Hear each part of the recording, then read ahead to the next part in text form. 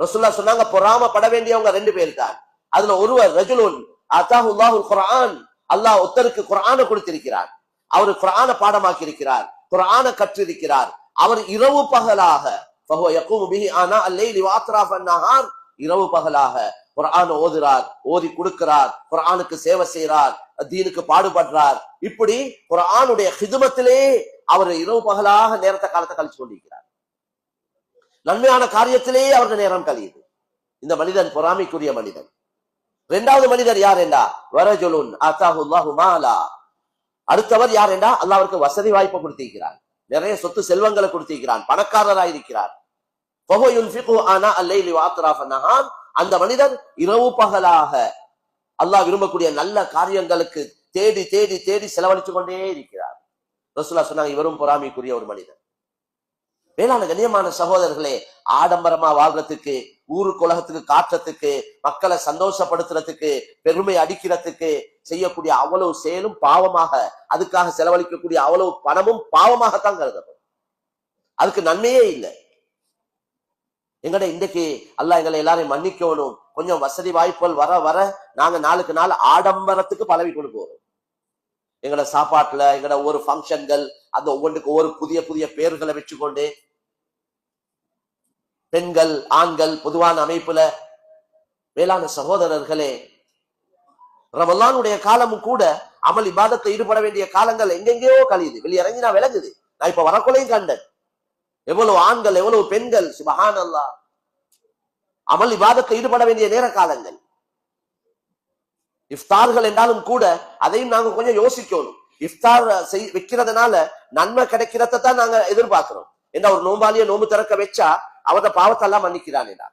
அப்ப அதுல நாங்க பார்க்கணும், நாங்க யார நோம்பு திறக்க வைக்கிறோம். ஏன கருத்து என்னண்டா, யாருக்கு நோம்பு திறக்க கஷ்டமா இருக்குதோ, அதுக்குள்ள வசதி வாய்ப்பு இல்லாம இருக்கிறாங்களோ, பெரிய ஒரு கூட்டம் இருக்கிறாங்க, எங்கட நாட்டுல பரக்கத்தா இருக்கிறாங்க, அப்படியா கொண்டவங்களுக்கு நோம்பு திறக்கிறதுக்குள்ள ஏற்பாடை செஞ்ச வேண்டாம், நன்மை கிடைக்கும். இது நாங்க இஃப்தாரு கலைச்சி சாப்பிட்டுட்டு போக்கல சொல்றாங்க, அநியாயம் வந்தது, இதை விட நல்லா எங்கட வீட்டுல இருந்துச்சாப்பா, எங்கட வீட்டுல நல்ல எங்களுக்கு ஏத்தமா எல்லாம் இருந்துச்சு, அதை விட்டுட்டு இன்னைக்கு வந்து நாங்க வீணாக்கிட்டு போறோம், இந்த மாதிரி பேசிக்கொள்ளக்கூடிய செய்திகள் காதுகளுக்கு விடுது. அடுத்தது, நோம்பு திறந்த உடனே நோம்பு திறக்கிறதுக்கு முன்னால துவா கபூலாவுற நேரம் அது. அப்ப அதுக்குள்ள ஏற்பாடுகள் இருந்தா நல்ல விஷயம், அப்படி இல்லைன்னா அது கவலையான விஷயம். தனியா இருந்தா இவர் துவால ஈடுபடுவார்.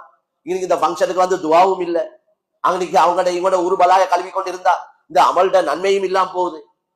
நோம்பு சில உலமாக்களோட கருத்துப்படி, அதாவது நோம்பு பிடிச்சு கொண்டு ரீபத் பேசினா நோம்பு முறிஞ்சிருது. அத கருத்து அந்த நன்மை பலன் கிடைக்காம போகுது. ஏன்னா ரீபத் புறம் பேசுறதுக்குதே இறைச்சி தின்றதாகத்தான் குர்ஆன்ல சொல்லப்பட்டிருக்கு. மையத்துடைய இறைச்சி தின்றது என்று தான் அல்லாஹ் குர்ஆன்ல சொல்றான். அய்ஹிப்பு அஹதுக்கும் அய்யகுல லஹ்மா அஹீஹி மைதா ஃபகரிஹ்துமூ,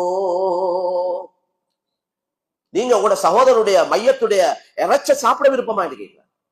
நபியுடைய காலத்துல 2 பெண்கள் அவங்க புறம் பேசினாங்க, ரசூலுல்லாஹ் வாந்தி எடுக்க வச்சாங்க, இறைச்சி துண்டுகள் வந்தது. சொன்னாங்க நபி ஸல்லல்லாஹு அலைஹி வஸல்லம், நீங்க யாரையோ பத்தி புறம் பேசிருக்கீங்க, அதனாலதான் இது வெளியே வாந்தி சத்தி எடுக்கிறீங்க, இறைச்சி துண்டு வரும். அப்ப அத அல்லாஹ்க்கு ஏலாம இல்ல அப்படின்னு செஞ்சு காட்டேன், உண்மையை ஹகீகத்தை வெளிப்படுத்தேன்.